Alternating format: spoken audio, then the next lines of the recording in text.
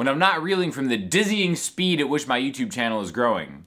I like to answer questions and comments that I get on YouTube, so let's get to it. I love the sound of the Strat, but honestly, they both sound so good, but my love for Goldie is unfaltering. Loving the vibe of these songs, by the way. So let me give you a little bit of insight into my current guitar crisis. I'm having the ultimate Fender versus Ernie Ball MusicMan crisis here and abroad. This comment was from me kind of doing like a shootout with the St. Vincent Goldie and the Strat.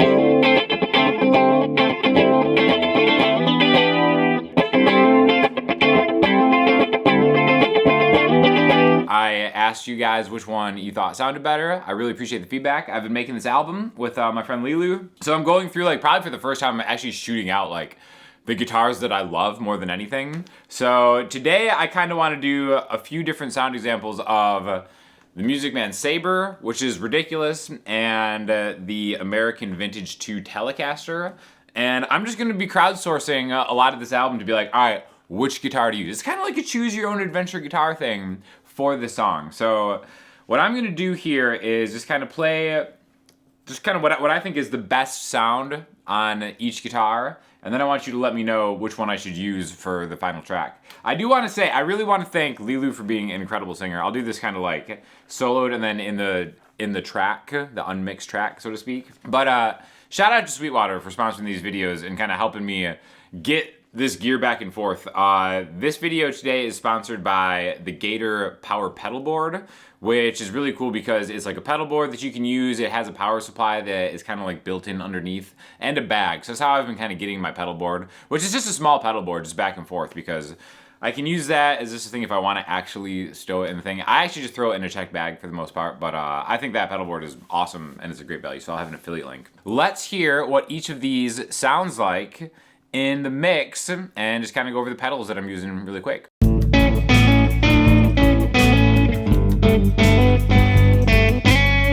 I wish you'd tell me something I hadn't heard before, 'cause you say anything to get what you're looking for, and I know that we're running back again. You say you'll kick your minds in, trying therapy, but then I find you bust out and you go get me, and I know that we're running back again.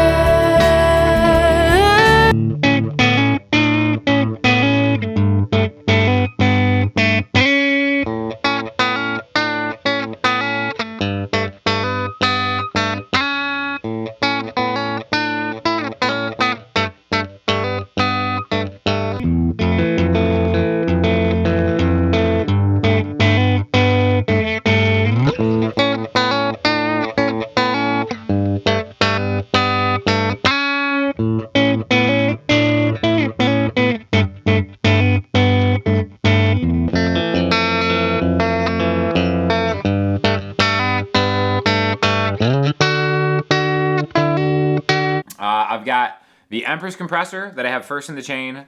For more modern stuff, I use the Walrus Julianna, just kind of like for a cool chorusy type effect thing. The Strymon Deco is kind of like always on. It just thickens the sound in like a cool saturation way. And then if I'm not miking an amp, I'm really loving this Universal Audio Woodrow pedal. So a very simple board, but I think it sounds pretty cool kind of having everything going. Anyway, so let me know what you think and which one I should use on each of these, because I'm at a total loss in crisis for which guitar to use. I'm too close to it. That's why I'm crowdsourcing it. You didn't say the history of the Strat. Guitar guys always love that stuff. How about artwork for the album or the content? Any standout tracks? Sell it, bro, sell it. It's pretty funny. I do think there's this kind of YouTuber video thing that I have resisted and will resist till the grave, of making like a little high school presentation about like, oh, I got a Telecaster from Fender. Here's the history of the Telecaster. In 1951, Leo Fender, and then there'll be like this like slow pan zoom on like Leo Fender, like developing like the broadcaster. And it's like, it is so cringy to me when those videos pop up. And it's just like, why are we back in high school just giving class presentations to your subscribers? So, sorry. But miss me on the history of the Stratocaster. I'm sure there are plenty of videos out there if you guys are really interested in that. I thought y'all were joking until I found the Johnny Cash Taco Bell commercial from 1992. So I did a video with my buddy Andres where the whole bit was that Johnny Cash was the original pitchman for Taco Bell. I can do I'm Johnny Cash. Let's try it. Mostly because the song Ring of Fire was written about the spicy Cheeto burrito. Totally fabricated, but then I got a couple comments saying that there was a Taco Bell commercial with Johnny Cash. So I just kind of want to watch this. I got this queued up right now. This is the first time I'm seeing it. I'm not sure if this is going to be real or AI or whatever, but let's try it out. Well, nobody has more choices for just a little cash. You could search the whole world over, and no matter who you ask, they'd say Taco Bell has more choices for just a little cash. You better make a run for the border, son. You better make a border dash. We're talking under $1. Nobody beats Taco Bell. Where else you gonna get so many choices with just a little cash?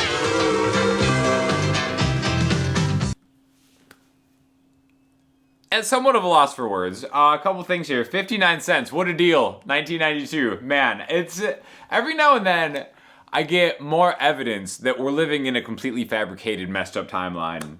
And this is just the newest version of this. How have I never heard about this? Why is Johnny Cash so tiny? Why do they have like a little tiny Johnny Cash? It's like in 92 they must have just figured out how to use a green screen and be able to have him walking in front of a set-top television set. The way the dollar menu at Taco Bell has changed over the years is startling, to say the least.